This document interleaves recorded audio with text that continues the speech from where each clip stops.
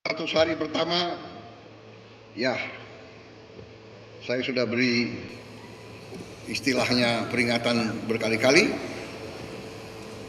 Sekarang siapa yang bandel,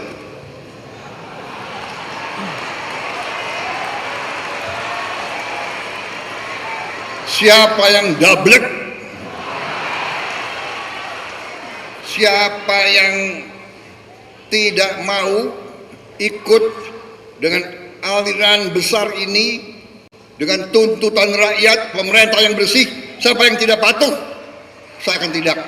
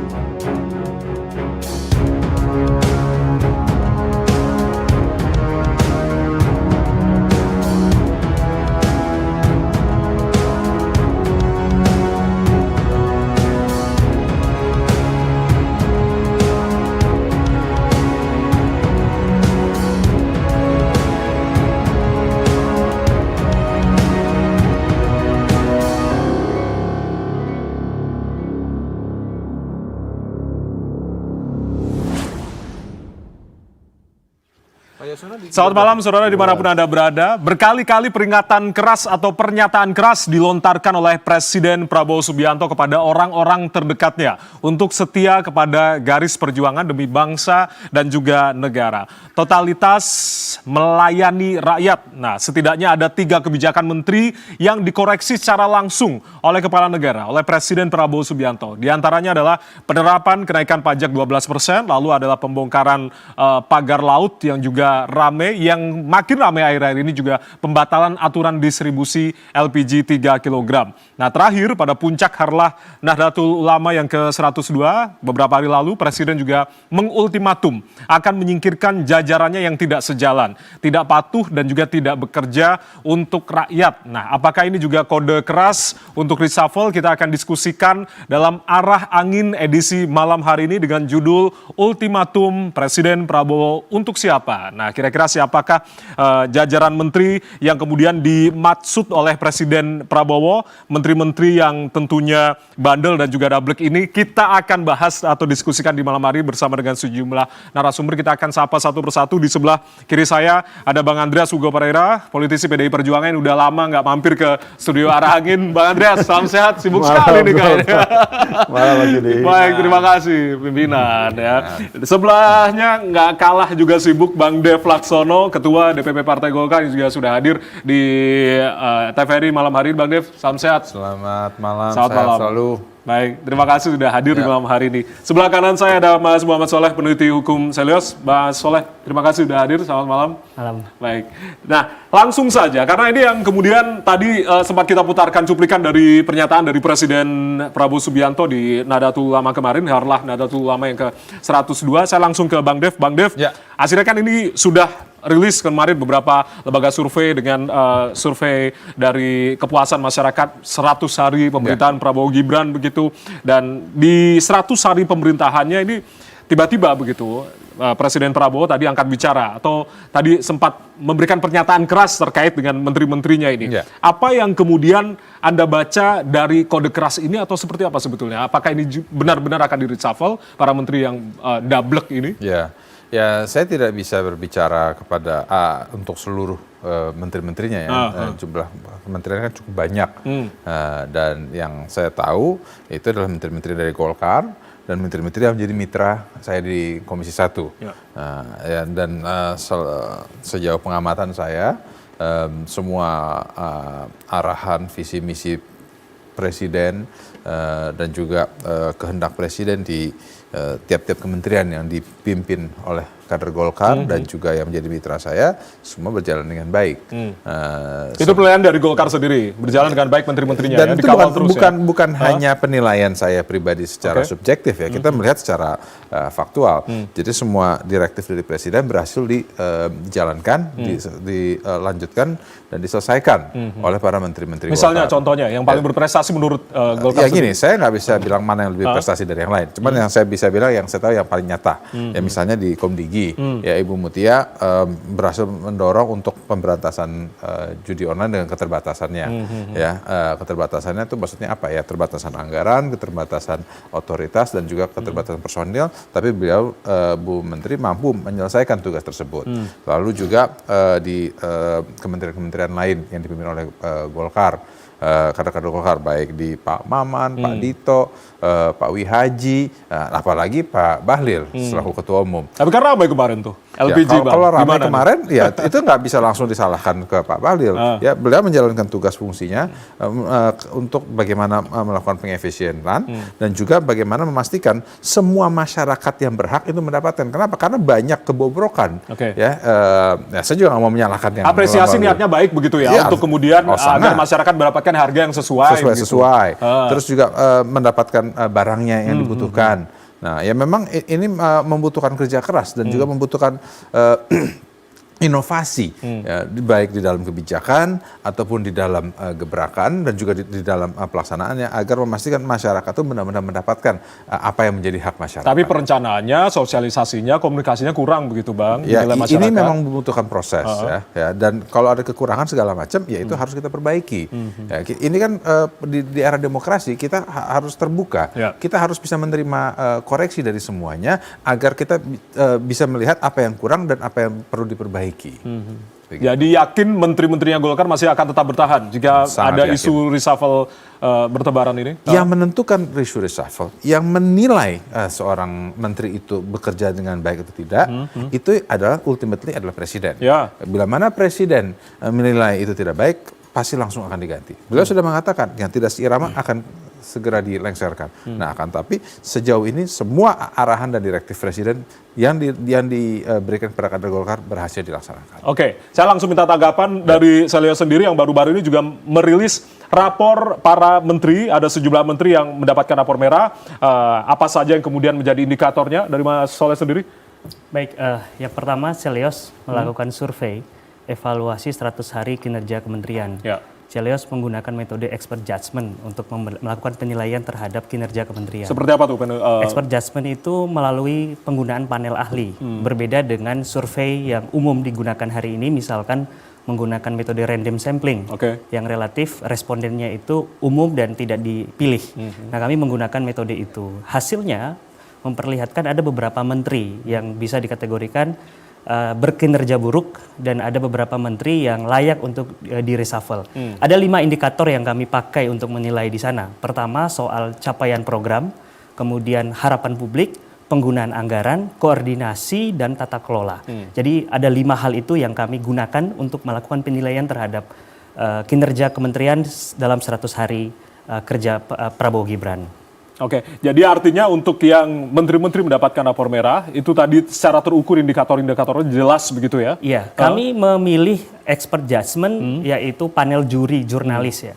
Ada 95 jurnalis yang kami pilih dari 44 lembaga media yang kredibel, yang kami rasa cukup presisi untuk memberi penilaian. Nah, itulah yang kami sajikan sebagai alternatif. Kenapa studi ini kami munculkan?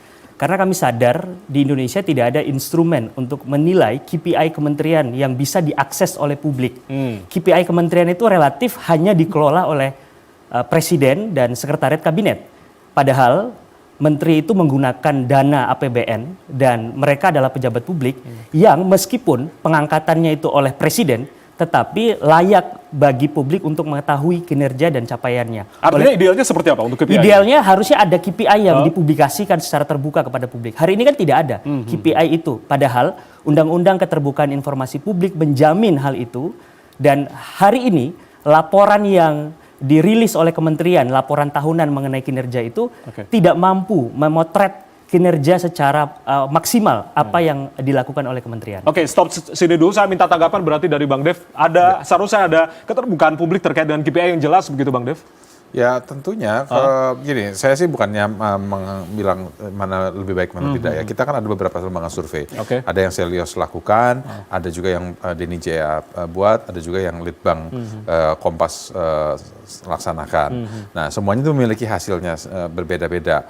Ya, semuanya memiliki cara penilaian yang berbeda. Beda, ya. Nah ya sekarang ya. Kalau mau yang enak yang mana, ya pasti tergantung hasilnya kan. Nah, kalau ada hasilnya enak, oh berarti ini yang benar. Banyak yang bilang begitu kan. Nah kan, tapi ya kita kembali lagi kepada hasil dan juga performanya. Kita bisa membandingkan ya hasil yang dibuat oleh masing-masing lembaga survei dengan hasil dampak langsung ke masyarakat. Nah, banyak yang bilang, wah ini dampak langsung masyarakatnya jelek. Ini hasil dari ini juga kurang bagus. Pasti ini nggak layak. Nah kan, tapi performanya itu setiap harinya masih berlangsung dengan baik. Kementeriannya masih berjalan dengan segala macam kekurangan, para menteri-menterinya itu masih bisa melakukan fungsinya untuk memberikan hasil yang terbaik. Nah, ya ini semua harus menjadi tolak ukur kita untuk menentukan mana yang kita yakini bahwa dan ini mana yang bisa kita terima. Seharusnya butuh KPI yang jelas. Bagaimana? Apakah DPR juga butuh KPI yang jelas untuk menteri-menteri melihat kinerja para menterinya, Bang Andreas? Menteri itu pejabat publik yang politik. Dia pejabat politik, sehingga ya betul ada pertimbangan KPI itu harus karena untuk mengukur kinerjanya kan. Nah cuma juga kita tahu bahwa sebagai pejabat publik pembantu presiden, kita tahu bahwa di dalam merekrut dan kemudian memutuskan, presiden tentu ketika itu mempertimbangkan berbagai macam aspek gitu. Salah satunya tentu aspek politik dan itu seringkali sangat dominan gitu. Misalnya lu biar KPI jelek tapi kalau punya backing up politik yang kuat ya bertahan terus. Bertahan terus gitu. Saya minta tanggapan dari itu hanya salah satu contoh gitu. Karena memang faktanya seperti itu gitu. Sehingga di sini memang presiden itu harus sangat bijaksana gitu di dalam membuat keputusan yang berkaitan dengan hak prerogatif yang dimiliki gitu.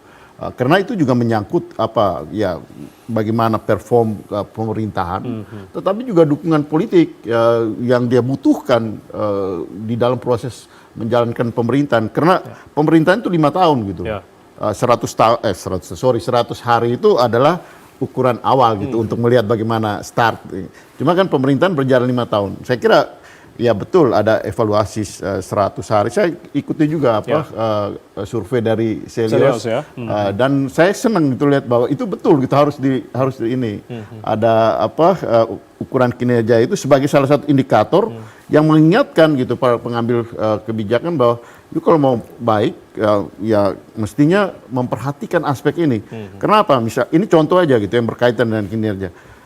Presiden kan ketika beliau berpidato pada tanggal 20 Oktober di depan di MPR pada waktu itu, itu kan bagus sekali gitu. Saya waktu itu duduk di depan gitu, karena di MPR kan duduk di depan ya. Saya perhatikan, saya catat, wah ini kalau presiden semua yang presiden omong ini dijalankan oleh menteri-menterinya, wah ini kita sangat optimis dengan Indonesia ke depan gitu. Sudah di warning sejak awal pelantikan padahal ya? Iya, ketika pelantikan kemarin gitu kan. Terlepas dari ketika Pilpres kemarin kita berbeda pilihan, tapi lihat presiden dengan optimisme, dengan gaya pidatonya yang begitu meyakinkan, senang kita lihat. Tapi kemudian kita lihat bagaimana beberapa kebijakan yang rencananya dibuat kemudian dibatalkan. Nah ini kan menunjukkan bahwa ya beberapa pembantu beliau tidak perform untuk menjalankan apa yang dia sampaikan gitu. Dan ya terakhir kan presiden sendiri yang menyampaikan itu gitu kan. Bagaimana Anda menilai pernyataan dari Pak Prabowo? Buat yang bandel, buat yang dablek, ini saya kira jangan terlalu lama kita. Jangan terlalu lama ini presiden kan bukan menyampaikan wacana gitu. Presiden harus membuat keputusan gitu. Kalau presiden juga berwacana nanti repot.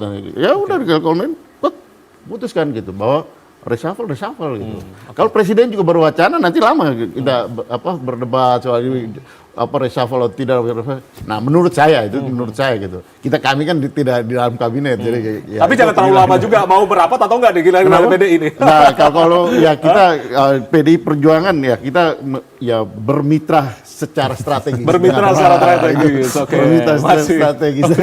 Baik. Atau jalan masuk untuk kemudian membisiki Pak Prabowo, jangan lama-lama untuk kemudian enggak, bersama ini menteri kita begitu. bicara terbuka. Kita Oke. bicara terbuka sebagai Siap. ya, ikut ya bertanggung jawab terhadap proses jalannya pemerintahan ini gitu. Karena kita ingin pemerintahan lebih baik gitu, negara yang lebih baik ke depan gitu. Oke, karena kan kemarin kan ada pernyataan dari Bang Said Abdullah untuk berkomentar bahwasanya reshuffle bakal terjadi. Ini setidaknya 3 bulan lagi begitu. Nah, kenapa kok PDI begitu yakin? Apa jangan-jangan ini penggantinya dari PDI ini kan nanti karena memang presiden pun menyampaikan seperti itu. Makanya saya bilang jangan terlalu lama berwacana. Kalau mau ini kita putuskan gitu.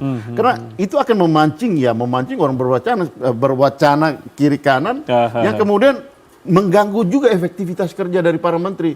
Para menteri juga nanti kerja dalam keadaan, jangan-jangan di reshuffle gimana? Nah, menurut saya itu nggak suasana yang tidak kondusif gitu. Suasana yang tidak memberikan atmosfer orang kerja dengan ya tenang gitu. Kalau saya dalam situasi kekhawatiran sebentar lagi ini di reshuffle, gitu ya. ini kan repot kita gitu. bikin nggak tenang tuh Bang Dev. Ya. Kira-kira dari menteri-menteri Golkar gimana nih? Ya, saya bilang Menteri Golkar sih tidak ada yang khawatir. Kita semua Backing up-nya kuat. Bukan saya ngomong. ya kalau backingan masalah kuat apa enggak itu tergantung lah, relatif lah. Yang pasti backingan kita adalah doanya Bang Andreas. Itu backingan kita. Baik, saya minta tanggapan Mas Soleh. Ini singkat saja. Iya, Chelios hadir dengan metode expert judgment itu kan karena ingin mengkritisi mainstreaming yang hadir hari ini dengan metode kepuasan di atas 80% yang dikeluarkan oleh salah satu lembaga survei. Dan kami menggunakan metode expert judgment agar kita bisa melihat lebih clear mengenai kinerja kementerian. Dan hasilnya kami bisa menampilkan ada beberapa menteri yang dianggap memiliki kinerja buruk ya di 100 hari pertama.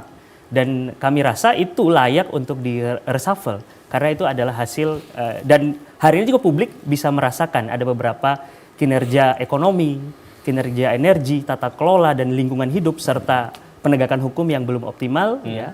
Itu juga memperlihatkan ada indikasi bahwa program-program dan kinerja kementerian itu tidak cukup optimal. Oke, bagaimana kemudian Chelios menanggapi ultimatum dari Pak Prabowo apa yang tadi sudah kita putarkan di awal tadi? Ya, kami menyambut baik itu ya. Bila perlu Presiden Prabowo bisa secara terbuka melihat aspirasi publik.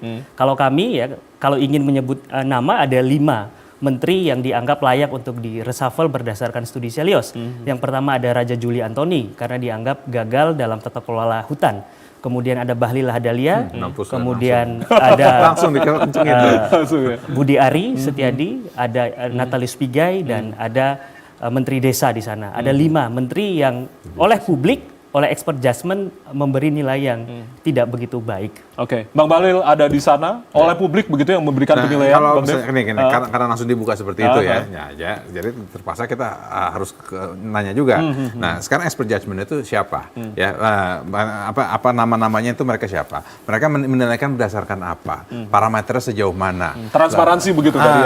Jadi sampai dengan nama-nama itu hitungannya seperti apa? Apakah dalam hanya waktu 100 hari itu menunjukkan bahwa ketidaklayakan? Nah, apakah dalam 100 hari itu menunjukkan kemampuan atau ketidakmampuan ya kita kan itu harus fair.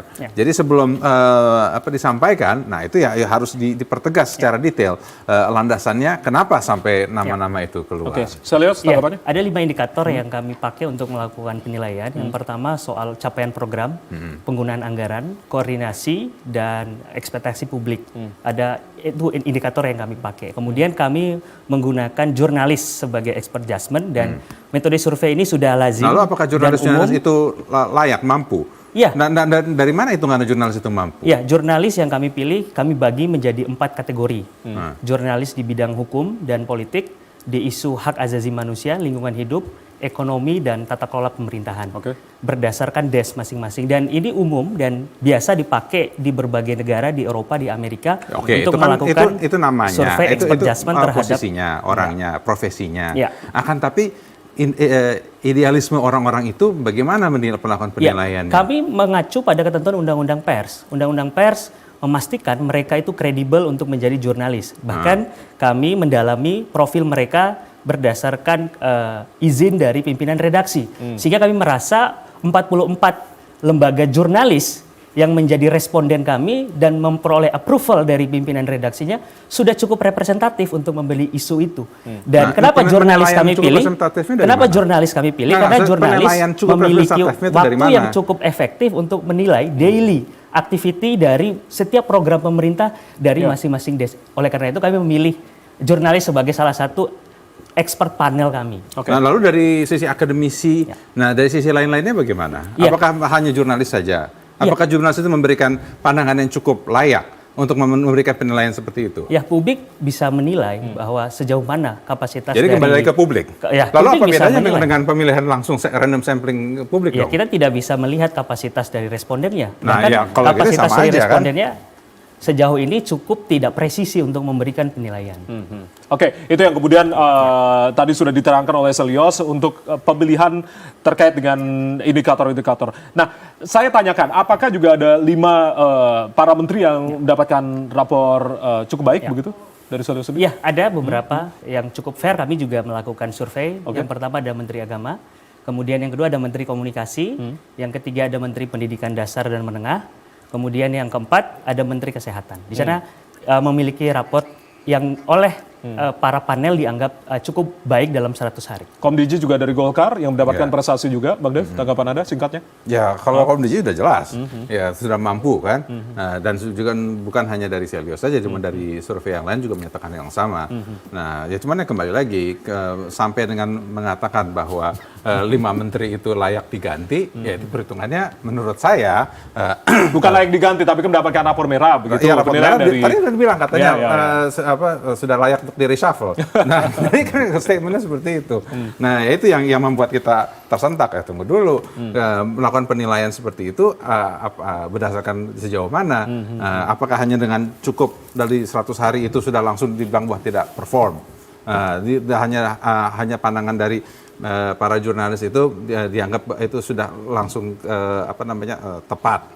Nah, ini kan yang harus didalami. Jurnalis mewakili publik juga, Bang. Nah, ya, makanya kalau mewakili publik ada juga hasil survei yang mengatakan hal berbeda. Yang dilakukan oleh Litbang Kompas dan juga oleh Denny JA. Dilihat dari prestasi dan representasi dari partai, hasil kinerja para menteri. Nah, itu berbanding. Jadi membuat ini adalah 2 hal yang berbeda hasilnya. Menarik, tapi untuk mencermati jika berbicara terkait dengan hasil survei kepuasan publik yang begitu tinggi begitu, tapi pernyataannya apa yang kemudian mendorong presiden, kepala negara membuat pernyataan yang menyentil para menteri-menterinya ini. Kita akan bahas usai jeda. Tetaplah bersama kami di Arah Angin. Kami kembali saat lagi.